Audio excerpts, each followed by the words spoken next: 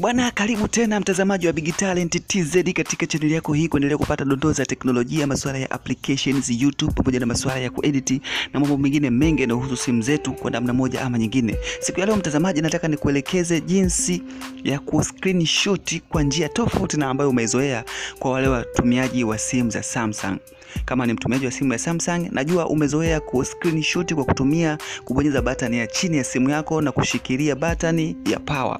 Sasa njia hii special kabisa ambayo nitakuelekeza kwa siku ya leo huenda ikakushangaza kama haujawahi kutumia, na kama haukuwa ufahamu basi siku ya leo utaanza kutumia hiyo njia ili kukurahisishia screenshot picha na kitu chochote ambacho kitakuwa kinaonekana mbele ya screen yako kwa kupangusa.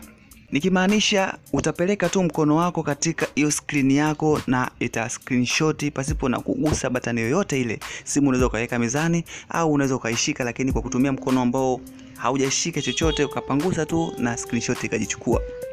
Hatua ya kwanza unatakiwa kuifanya ni kuingia katika setting ya simu yako hiyo ya Samsung. Kisha tafuta setting iliyoandikwa advanced features. Baada ya kuingia hapo, tafuta setting nyingine ambayo imeandikwa motions and gestures. Ikisha ingia, nenda sehemu ambayo imeandikwa palm swipe to capture.